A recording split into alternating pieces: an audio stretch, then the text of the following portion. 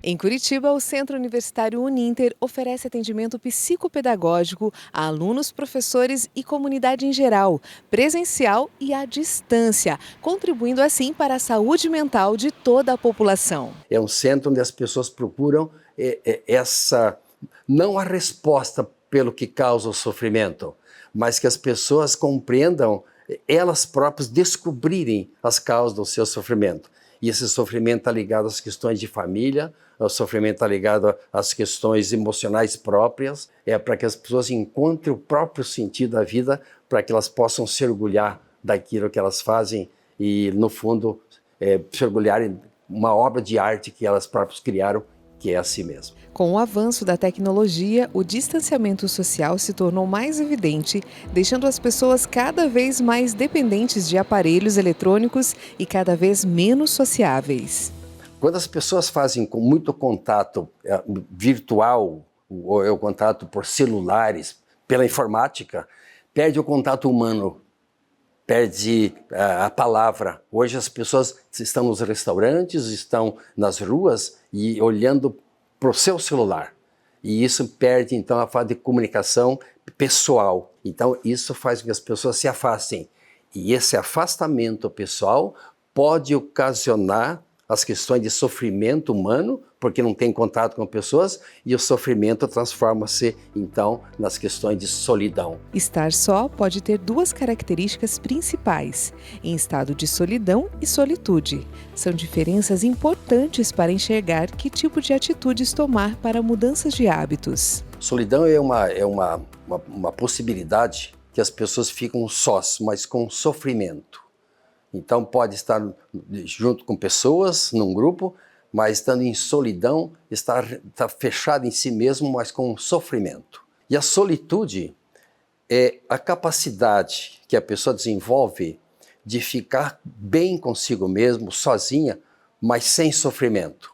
É o momento que as pessoas tendem a entrar em contato com a própria essência. Às vezes, essa pequena diferença torna difícil entender o próprio estado emocional. Sobre querer ficar só, nem sempre pode ser considerado algo saudável.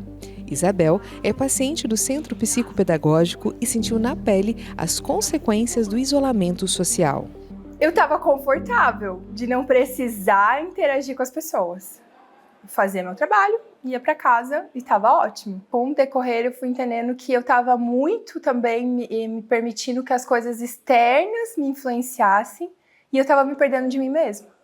E aí a gente começou a focar no autoconhecimento, de entender, de resgatar quem eu já fui. E aí entendi que o professor Ivo falou que sem uma falta não tem sentido na vida, que é isso que move a gente todos os dias. Uma pessoa que por algum motivo se entristece de maneira profunda, como por exemplo com a perda de um parente muito querido, a falta de cuidado com esse sentimento pode tornar a solidão em depressão. Se isso permanecer por algum tempo, digamos em média 15 dias, nesse estado de solidão, de tristeza, o cérebro humano interpreta como sendo um estado que assim será.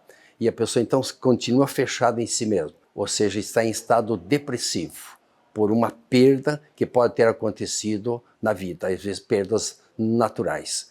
Então a depressão, ela é oriunda dos estados de solidão. De acordo com a Organização Mundial da Saúde, mais de 300 milhões de pessoas sofrem de depressão em todo o mundo. E esse número aumentou muito após a pandemia de Covid-19. Ansiedade e depressão são doenças comuns e presentes em grande parte da sociedade. Elas podem afetar a saúde física e mental, causando mudanças negativas e preocupantes na vida das pessoas. A depressão é uma doença que causa dificuldade de concentração, desinteresse por pessoas e coisas, pensamentos de culpa e baixa autoestima, falta de energia e pensamentos de tirar a própria vida, que pode ser causado por inúmeras situações, mas em geral vem por conta da falta de perspectiva e desprazer nas atividades habituais.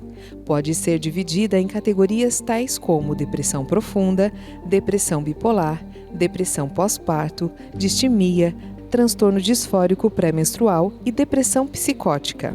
Já a ansiedade traz a preocupação excessiva, que vai além da realidade, mudanças de comportamento que causam prejuízo às principais atividades do dia a dia, como trabalhar e estudar. Geralmente é causado pelo excesso de atividades e o medo de aceitação social.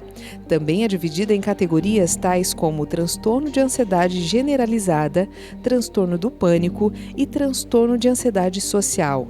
Lembrando que muitas vezes esses transtornos promovem um isolamento social, tornando o quadro cada vez mais grave. A ajuda profissional é fundamental para que as pessoas consigam se restabelecer e manter a mente e o corpo saudáveis. A terapia ela foi fundamental para conseguir me entender, focar para dentro, mas também ter essa consciência de lidar com a sociedade no dia a dia, com as pessoas, com a família, com os amigos, com tantas cobranças, tantas coisas que a gente carrega. Algumas dicas para ter uma boa saúde mental é saber se preparar para os momentos difíceis, praticar atividades físicas regularmente, ter uma boa alimentação e boas noites de sono. De Curitiba, Paraná, Ellen Andrade.